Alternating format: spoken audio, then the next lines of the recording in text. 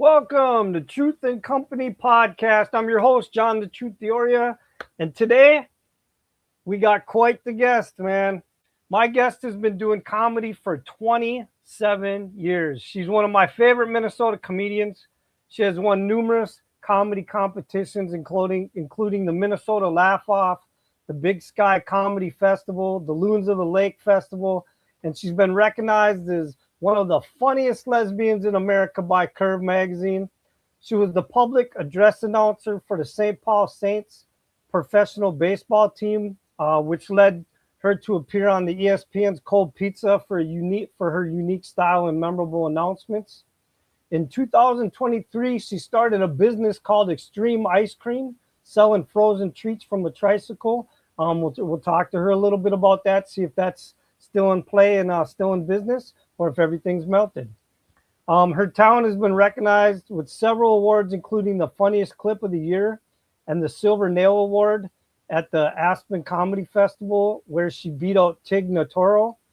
She won the Advocate magazine's national search for the next funniest queer comedian. She was also voted best comedian by her Minnesota peers.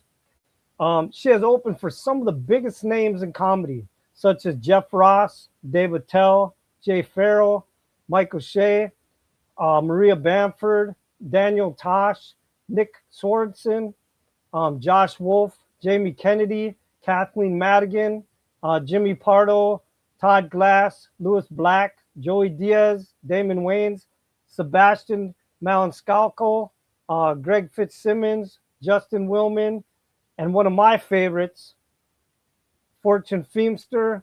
She has released 5 comedy albums: Hot Lesbo Action, A Dingus Among Us, Tougher Than a Honeybee, Extreme Relaxation, and the newest one is Traditional Beauty in 2025, and it also is a special on Amazon. So definitely check that out. And she's also she was featured on an Amazon Prime show, if you're familiar with it, called Beast Games, season 1. So go ahead and check that out as well. I know season 2, I believe, is on right now.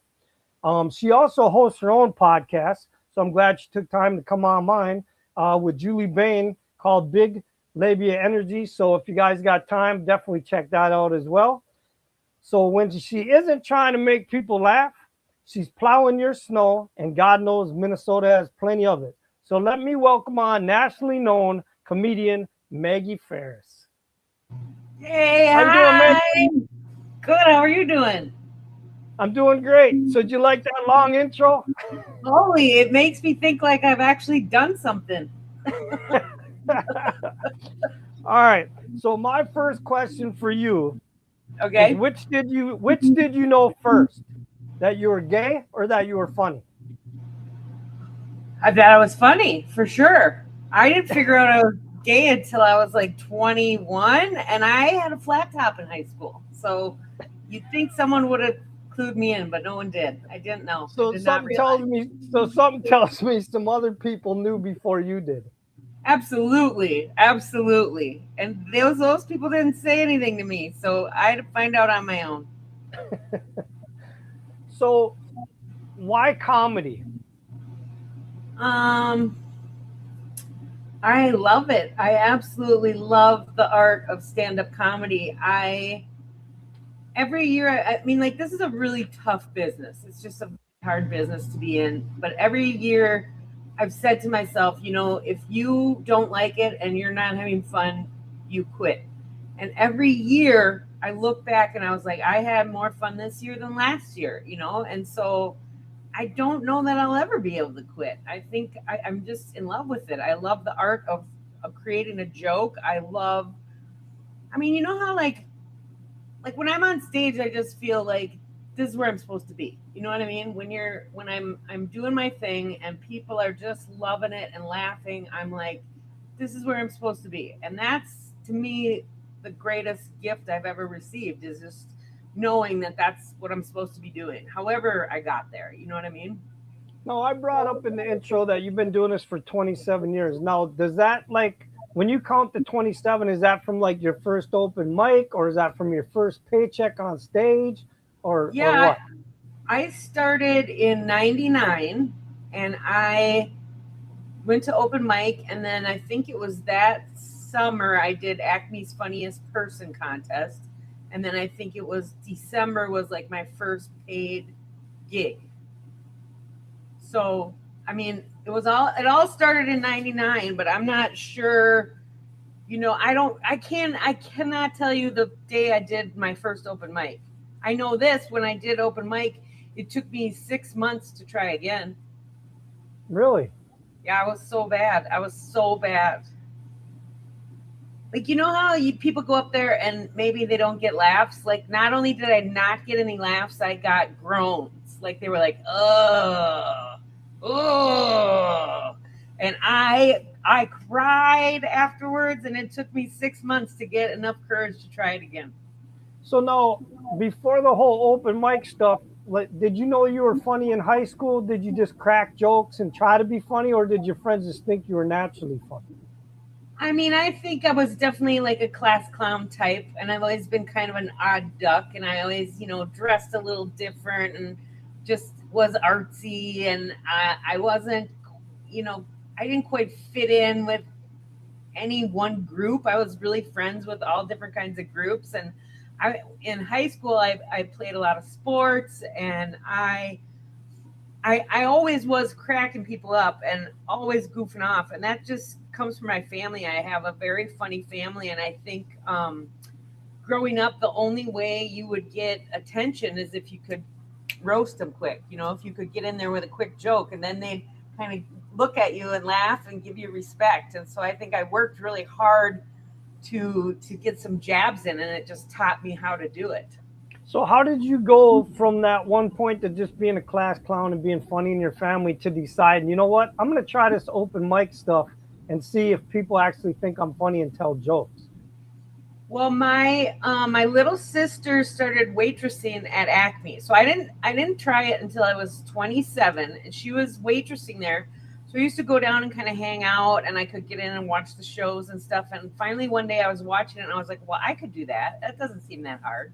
And that's when I kind of got a bug in my ear about trying to write some stuff and trying to go up there. And I mean, at Acme at that time, they give you 3 minutes. I think it's still 3 minutes to start with. So, it's not forever. It's pretty quick. And so if you can write 3 minutes of jokes, that's where you start. That's just how you start it. So like I said, I did my first open mic. It was so terrible. And then I tried again like 6 months later. I got a couple of chuckles.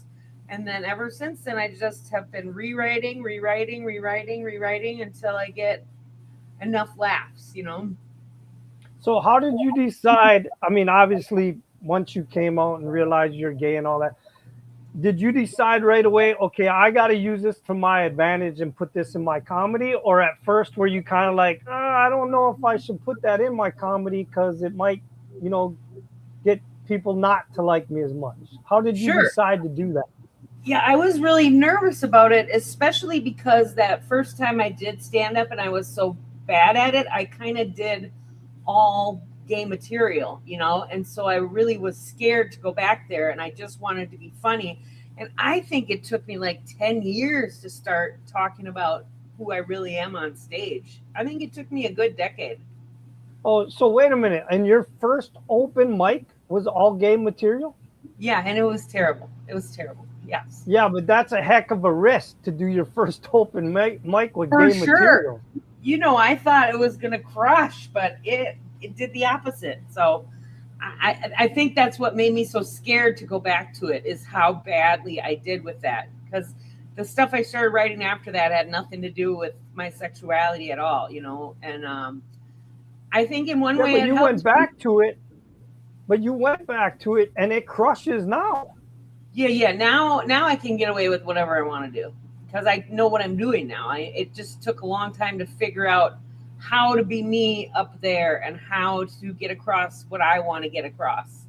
And yeah, but I mean, honestly, I bet you it was 10 years before I started talking about being gay on stage. Oh, so you went back to when you went back to doing the on stage stuff, you stayed away from the gay stuff for a long time. Long time, like a decade. Yeah. I just did like observational stuff and stuff that I thought was funny. Yeah. Okay. So I got a question personally. I don't know if other people want to know this. I just want to know it. It might not even be a big deal. I want to know about the tie. What's the deal with you wearing the tie all the time? What do you mean? I just like to wear a tie sometimes. I don't wear it all the time. Well, not all the time, but I mean, has that became like, something that you gravitated towards and was like, hey, this is going to be my thing. I'm going to wear a long tie and because it looks good, or just people will recognize me, or what?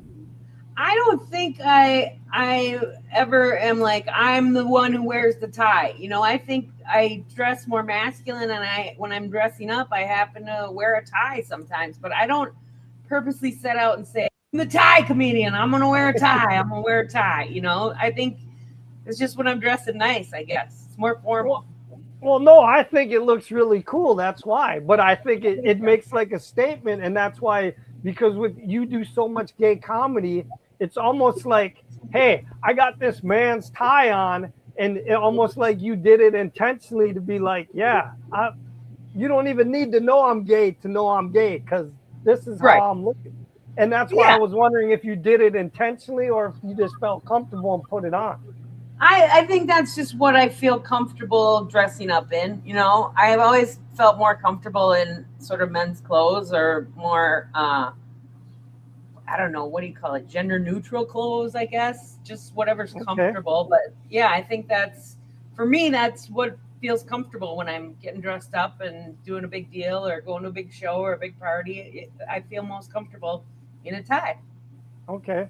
So now I brought up something also in the intro towards the end about you on the other side of the comedy thing. You actually, for a living, you drive a snowplow, right? I do. I drive a snowplow for a certain Department of Transportation. So when you're not doing that, because obviously you can't do it in the summer, you can only do it so many months a year. So what do you do when you're not driving the snowplow? So like this summer, I'll work on the hot asphalt crew, where we just do patches. We'll mill up some, like if there's a big hole or something, we'll mill up the pavement, and then we'll put hot asphalt in there and smooth it over so that you don't have a bump or a big hole, so the road's better. And I do that throughout the Twin Cities metro area. Well, there's got to be some jokes there. Lesbian doing hot asphalt. There's always jokes everywhere, for sure. You just got to find them. Yeah, now that threw me off.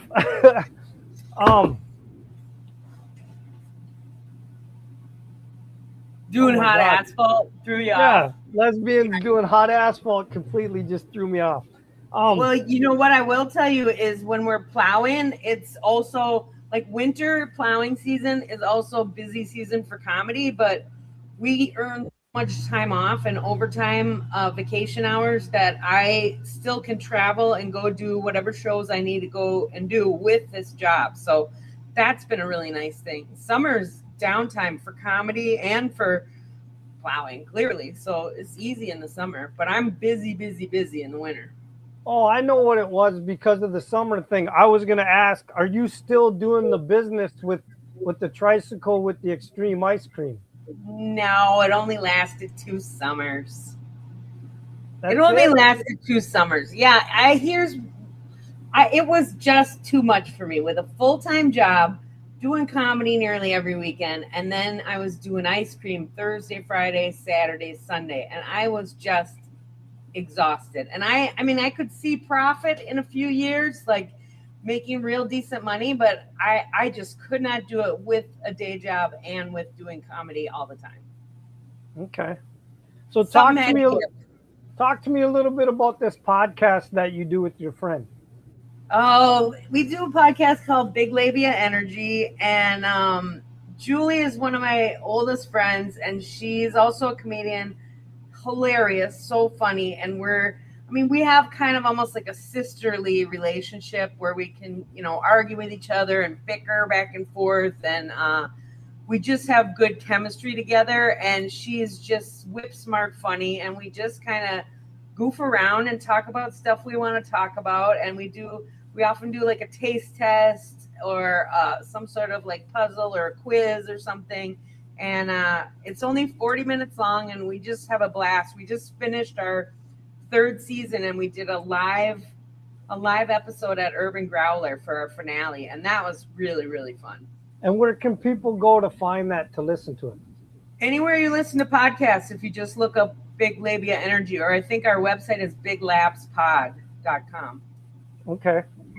And now I also brought up, you were on the game, I guess it's a game show or reality show, Beast Game. So tell me how that went. Man, that was quite an experience. I burned a lot of vacation doing that because Mr. Beast thing was he's a big YouTube guy, right? And so he got this show on Amazon Prime, and he wanted to bring all his YouTubers over there to watch that. So what he did is he started at 2,000 contestants and whittled it down to 1,000 contestants. And he did that video on his YouTube, and that took place in Vegas. And then those 1,000 contestants went to Toronto, where, the whole show was filmed and stuff, but it was like maybe a couple months later. And so that part was on Amazon. So the goal for him was to get his YouTube people to follow to Amazon. So I spent, I think it was like three weeks in Vegas shooting that, and I made it through that part. And I have maybe 2 seconds on his video on YouTube, which I'm sure has been seen by a gabillion people. And then on the Amazon show, I was eliminated very early. I was eliminated in the second or third challenge. So how did you end up getting on this show? Did you sign up for it? Did you turn in an application or something? Well, I won this comedy festival a couple years ago called Loons on the Lake, and they had a lot of industry there. And this woman was a casting director for that show, or a casting agent or something. And she was like, you should submit to this. And at that time, I had never even heard of Mr. Beast at all. And I was like, I don't even know what this is. And so she explained it to me he's that guy where he'll have a Lamborghini, and 100 people will put their hand on the Lamborghini, and the last one to take their hand off wins the Lamborghini. And I was like, well, that sounds like the stupidest thing I've ever heard. And she goes, just apply. And so I sent in, I think it was 30-second video or a minute-long video, and they contacted me that week, and I flew out to Vegas pretty quick after that. And it was a lot of paperwork and jumping through hoops. And I mean, you had to have a physical and a drug test, and you had to get interviewed, and it was a lot. And I think even doing the Vegas part, they were very unprepared for wrangling 2,000 people. We didn't get a lot of food. We didn't have really access to our toiletries or our meds. We slept on the floor of whatever football team is in Vegas, of the stadium there. We slept on the floor, and we slept during the day and shot at night. So it was a really hard 3 weeks, for real. Oh my God. Yeah. All right. So now I saw something. Now we all know that people's Wikipedias online necessarily aren't true. There's a lot of garbage on there. But I saw something that I'm very curious about that I saw in your Wikipedia. So I got it. If this is true, I got to hear the story behind this. Okay. Apparently, you sold a big shoe on Marketplace. Explain this story to me. Okay. So I have this friend at work. Her name is Beth, and she is just a silly lady and so much fun. And she and her friends started this thing called the Interesting Things Club, and they even made up a big flyer, and it was just them finding weird giant stuff and putting it in their friend's yard, and then they kind of trade it, and it would go around and around. And she was saying to me, she goes, I think I got to sell the giant shoe. I don't have enough. It was this huge clog. It was a huge black clog. And she was like, I think I got to sell it. I don't have enough room. And I just went, a giant shoe? How cool is that? The next day it was in my driveway. So that's how I got it. And how big was it? Well, you could sit in it. 2 people, 3 people could sit in it. I mean, I wanted to turn it into some sort of car, but that never happened. But yeah, it was huge. I have a picture. I can send you a picture of it. So then you just turned around and decided to sell it on Marketplace? Yeah, because I moved from that house and I didn't have the room to have it because it was so big. Like it was in our yard, for a long time. And so I put it on Marketplace, and for some reason it started to get buzz, and then I think the Racket or some other news publication got a hold of it, and that just spread, and it was big news, I guess. Selling a giant shoe is a big deal. Do you mind me asking how much did you get for a big shoe? Honestly, I think I only sold it for like $50, $70, something like that. Maybe 100. I don't think it was very much. I just wanted to get rid of it. And the lady who bought it was the nicest lady, and she owns like a vintage shop, like all sorts of clothing and decor and stuff like that. And so she puts it outside her door, and it's just perfect because it's such a like talking piece. When you're walking by, you're like, oh my God, look at that giant shoe. And people get in it, take pictures and stuff. So I think it worked out perfect. All right. So listen, who's a comedian? Like I mentioned, I mean, I could have went on all night with the comedians that you've opened for, household names, but who is the one comedian that you haven't opened for yet that you would love to open for? You want to hear a funny story? Is that I started with a dude about the same. I think he started maybe a year before me. And I don't know if you know who Chad Daniels is. He's a Minnesota comic, but he's pretty well known, and he makes a good living, and he has a huge audience. And for years I was asking him if I could open for him, and he was like, yeah. But when it would come down to like coordinating it, he always dropped the ball. And finally one day I was like, I'm mad at you because you said I could open for you and you never did. And so I didn't talk to him for a long time. And then we got booked on this same show together a few years ago. And he goes, are you really mad at me because I didn't let you open? And I was like, I am. And he said, why don't you come open for me now? And so just this last, I think it was 2 weeks ago, I opened for him in Kansas City and Omaha. And then a month or so before that, I opened for him in Vermont. And it was so fun. Like, he just has the best crowd, and he's so funny, and he has such a big following that we just had a great time. And so I feel like he's the one person I really wanted to open for a long time. But I always try, like, if someone big is coming to town, I always try to hop on somehow. And it's never worked yet. But like, even when Kathy Griffith was here, I was like, you're coming to Minnesota.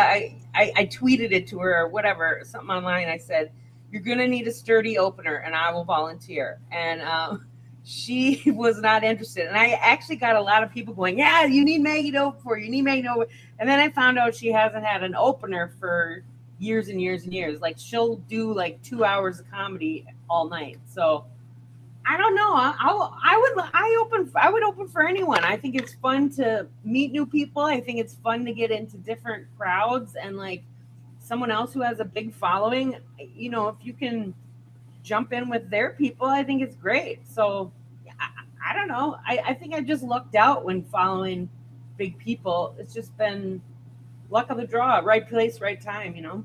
And let me ask you that, okay? Because like I said, you've opened for some of the big names, some of my favorites out there. So now you opened up for Fortune Feimster. She's one of my favorites as well. You got any type of story that you can talk about meeting her and opening for her? Okay, well, I could tell you this is that, like, I'm always doing weird creative stuff, like goofy stuff. And I invented this thing called bear rugging, which is just where a grown-up lays on a rug or lays on the floor on their belly and sits like this and puts their feet in the air. And I called it #bear rugging. And so I used to take pictures of everybody bear rugging, and I would make everyone take a bear rugging photo. And I made her do one. So we were in the dressing room before the show, and I was like, I do this weird thing, and I was just wondering if you would humor me and get down on the floor and do this, and I'm going to take your picture. And she totally was down for it. So that was really fun. Okay. And another one, Sebastian, do you have any stories? Because that guy is just out of his mind. He's crazy, man. I opened for him so long ago that it was before he was anybody, you know? And I just remember him being really nice and really kind of wild, but very funny, you know, but he wasn't well known at all. Like, I don't even think he was selling out shows or anything. Okay. And then what about Jay Farrell? He's got to be, I mean, he's hilarious.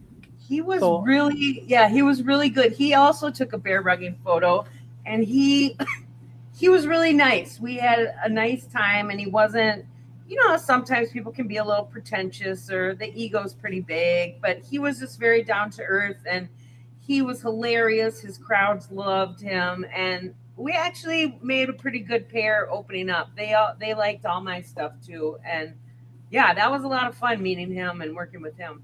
Okay. So what advice would you give somebody that wants to be a comedian? Oh, I would say do it because you love it. The business is really, it can be ugly, and it can also take a long, long time to find your voice and kind of hone your craft. I mean, when I first started, everything I thought would be funny on stage wasn't funny on stage at all. And all these things I was like, there's no way that'll work. And I'd try it and it would work. And so it took years to figure out kind of what works on stage as opposed to just in normal conversation. And I always tell people who are just starting, you know, get as much stage time as you can, write, record yourself, rewrite, and keep trying, keep doing it again and again. You got to start with a tight 3 minutes. Like, I know a couple of new comics that they have a new 20 minutes every time I see them, but they're not funny. They're just long and boring 20-minute stories. So you got to get your tight 3 and then do another tight 3. Then you have a tight 6, you know, or you just keep adding on these blocks of jokes that you know are working and cohesive. And sometimes they all stream together really well. But for new comics, you got to love it. And it's a hard business to be in for sure. And I always try to like mentor women comics. Like, I just did a show on Saturday night, and this woman came up to me and she said, I'd love to buy you a coffee and pick your brain about starting in comedy. And I said, yeah, absolutely. So actually I'm meeting her tomorrow night just to talk, for her to just ask me those questions and pick my brain. And I'm very accessible for advice or guidance, or, you know, being in this business for so long, I know a lot of the pitfalls to avoid and what you need to be doing and stuff like that. So if I can be helpful in any way, I try to be. And we need more female comedians. It's a hard environment for them to be in, and we just dwindle in the numbers. And so I'm always trying to be very encouraging and lift people up in that respect. Okay. So when you look back at 27 years of comedy, what's your proudest moment? I mean, I've had a few. I think I have won 3 national comedy contests, and I think each one of those were very special. But when I won in Big Sky in Billings, Montana, the final show was in a theater with like 1,400 people, and it was just packed. And it was one of the most fun 10-minute sets I've ever done in my life. And you could just tell, like, everybody who I think I went somewhere in the middle. Everyone who went out there was very good. But when I got out there, it went to another level, and I was shocked by how well I did that night. And it's just a memory I will never ever forget. And it was so exciting. It was one of my most favorite days ever, I think. Okay.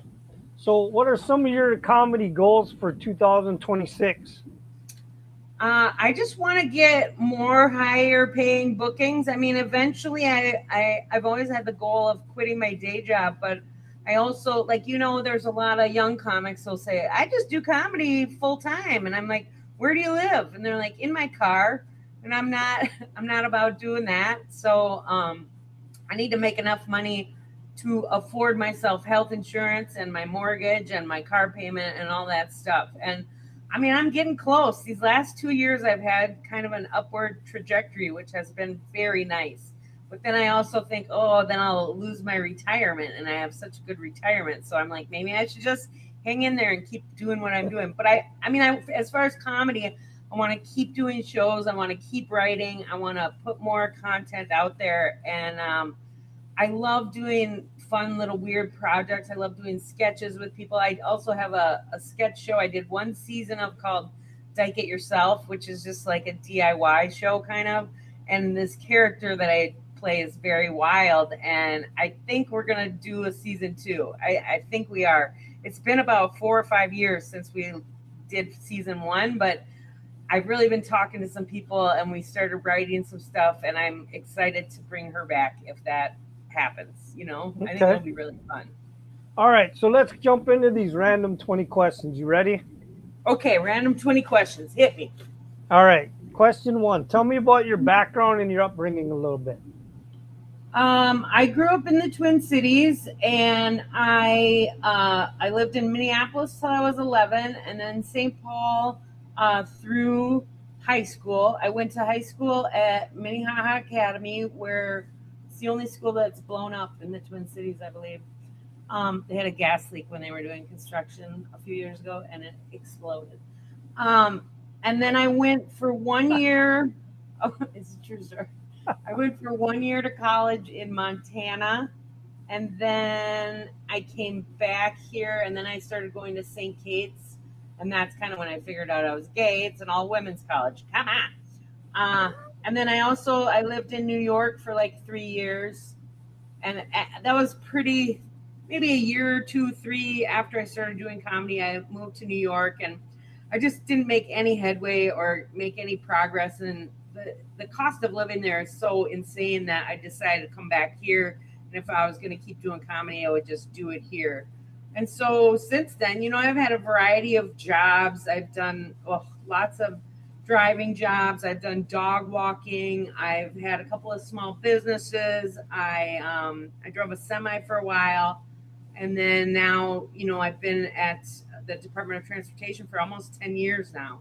So that's definitely the longest job I've ever had. I mean, I'm always so creative and thinking of things and moving on stuff that I get bored at the same job for a long time. And that's kind of the nice part about my job is we do a variety of different things. We aren't doing the same thing every single day. And I think that's about the only reason I've been able to stay there that long, Okay. Question 2. What's the craziest or funniest story that ever happened between you and a fan? Wait, am I supposed to answer these quick? Take as long as you want. Oh, okay. I didn't know. You said rapid fire or something like that. Well, no, random. Just 20 random questions. Okay. The weirdest thing that's happened between me and a fan? Yeah. I almost got in a fist fight with a fan once. I did a show at Acme, and they wouldn't stop heckling me, and I got them kicked out. And when I walked out of the back, they were standing there waiting for me, ready to punch me. And I was like, wow, you were the one interrupting and talking, and you want to punch me. Okay. And security took care of him and kicked him out. But I was shocked that he wanted to actually physically fight me. Do you have a little bit of fight skills? I mean, back then I was a tough broad, Now I'm old and weak, but I could have taken him. It would have been a fair fight, Okay. He wasn't a huge dude. All right, question 3.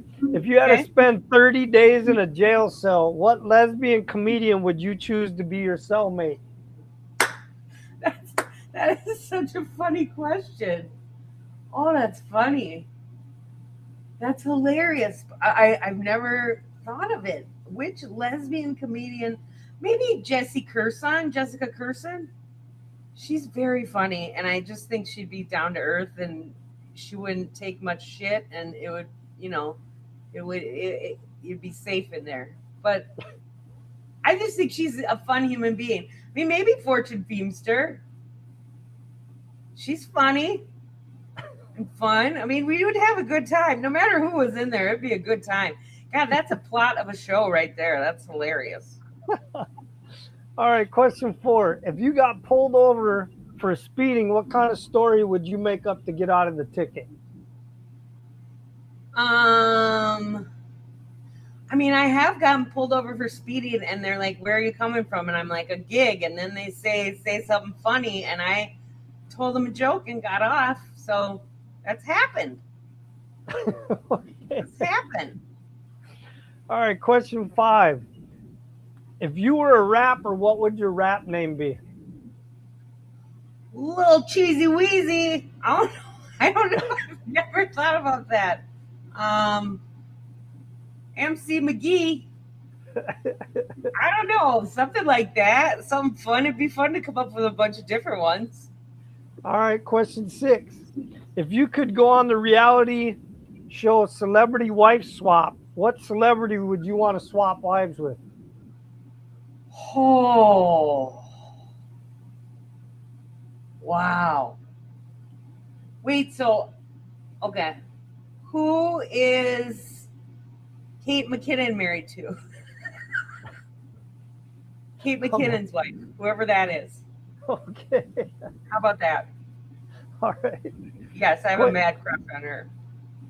Question 7. If you were to become a furry, what animal would you live and dress as? A furry, huh?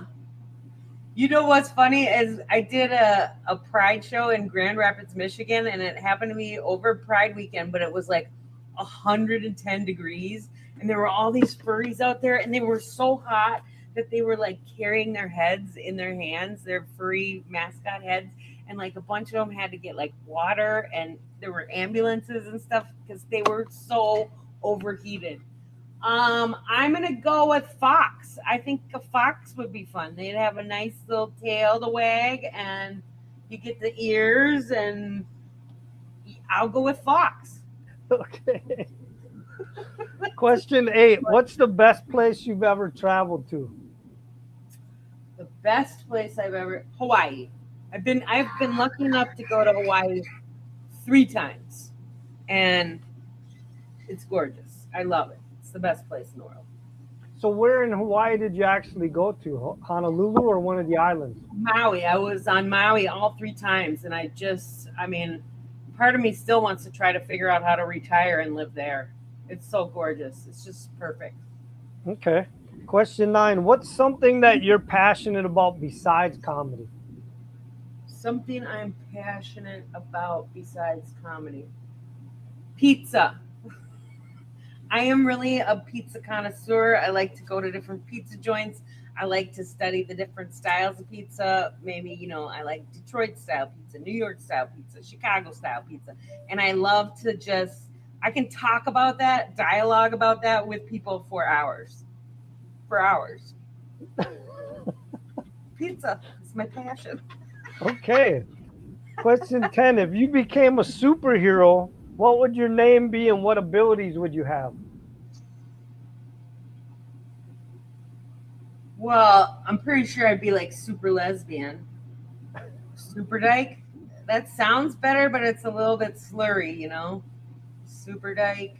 I think my power would be to be able to fix or repair anything. It's just like, bing. Yeah.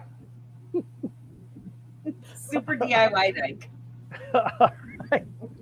All right. Question 11. Do you have a favorite comedian?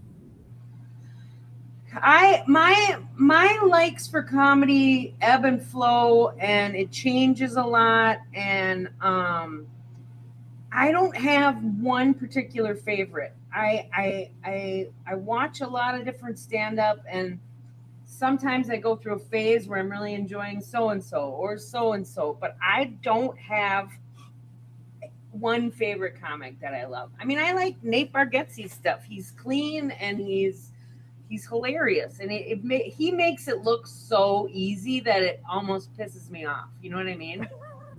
Seriously, it's so easy for him. He just does his thing in his character and just crushes every time. All right. Question 12. If you could go to outer space, what 2 people would you take with you? What 2 people would I take with me? Probably my sister. My sister and I are very close, and she's hilarious, and so I could go anywhere with it. And maybe Julie, my other sister, my podcast partner. Yeah. Okay. My sister and Julie would go to outer space with me. All right. Question 13. What's the weirdest thing you've ever eaten? And don't say pussy. I don't think pussy's weird at all. You do. The weirdest thing I've ever eaten. I don't know. I'm allergic to all seafood, like anything out of a lake or an ocean, I cannot eat. So I've never eaten any like weird fish or squids or anything like that. And I was a real picky eater growing up. Now I like to eat. Probably the best thing I ever had was I had a $70 Wagyu steak that was this big, but it was delicious. It was the best thing I've ever eaten. And that might be the most extraordinary thing I've eaten, but I haven't eaten anything like crazy or gross or, like a cockroach or anything like that. Okay. All right, question 14. Are you artistic in any way with your hands as far as building things, painting, drawing, photography, mechanics, anything like that? Oh, hell yeah, I am. Yeah, I'm very handy. I've done some carpentry. I did glass arts for many years. Here, watch this. 1 second.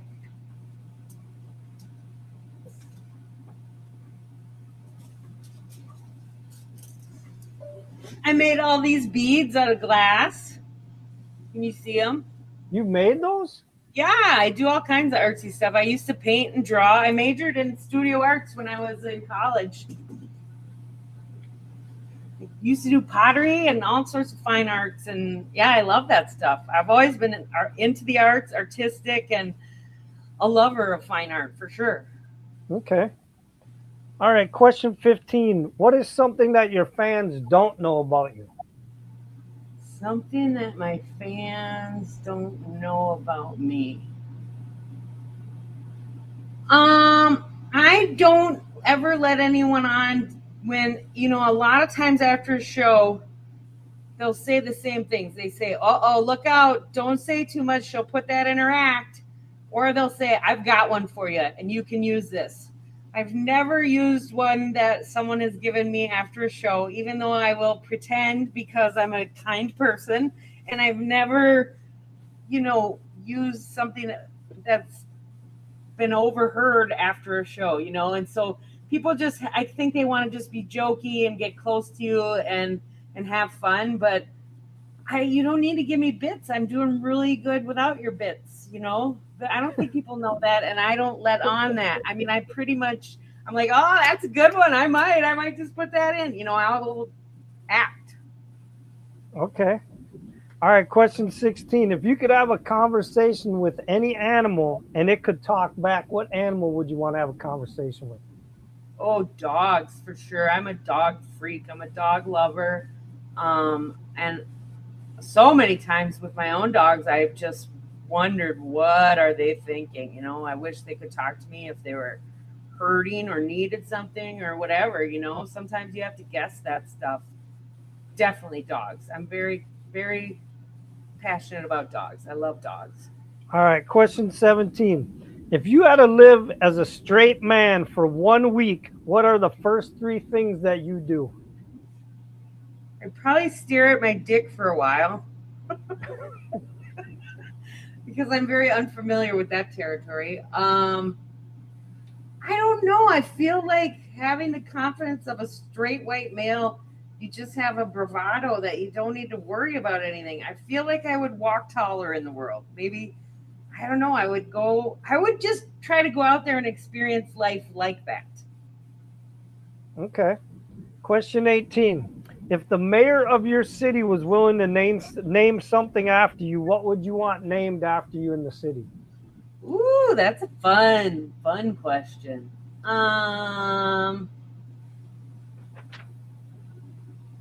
Maybe just like a cool tree. I don't know. I mean, something in nature. I mean, like I always feel bad when you drive across a bridge and they're like, the memorial bridge of officer so-and-so. And I'm like, he just got a bridge. He got a man-made object. Like, why didn't he get something gorgeous like a waterfall or a mountain?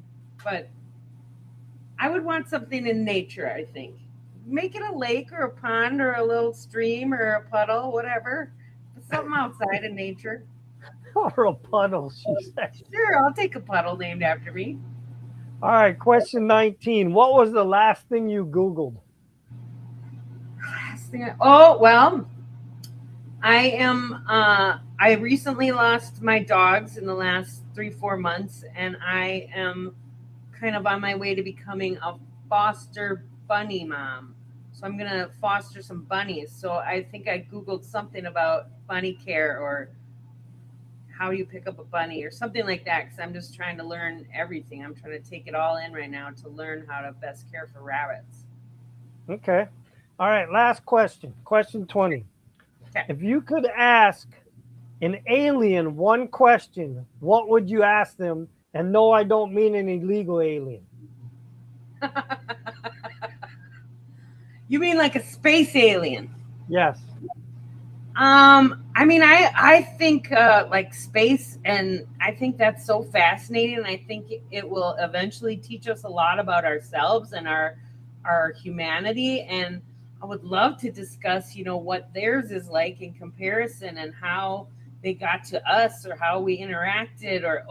I think that would be absolutely fascinating. Can I bring an alien with me to space instead of my sister and Julie? Then we can have these discussions.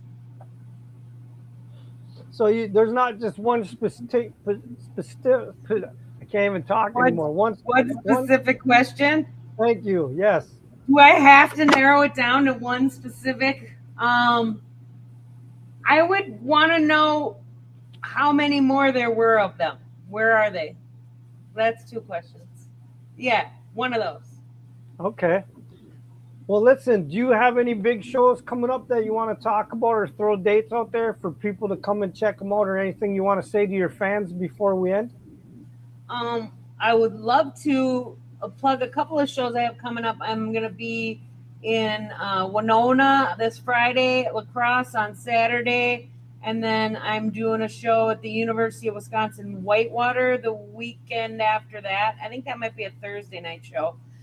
And I'm Extreme Maggie on all the social media, and I've gotten a lot of traction in the last couple of years, and I really thank everyone who watches and enjoys and comes to shows. I mean, I can't do it alone. I've tried in my living room, and it just sucks. There's no laughter, no feedback, nothing. So for anyone who takes an interest or enjoys, I just really appreciate them being there and laughing. I mean, right now, I think more than ever, we need levity, and it feels so good to laugh. And that's why I still love doing shows. Just making that whole room just guffaw for minutes just feels so good. And everyone really likes that. There's no one who hates laughing. I've never met anyone who hates enjoying and laughing. So I'm very thankful I get to do what I get to do. And I'm very thankful for any and all people who enjoy what I do. All right. Hold on. And with that, the truth has spoken.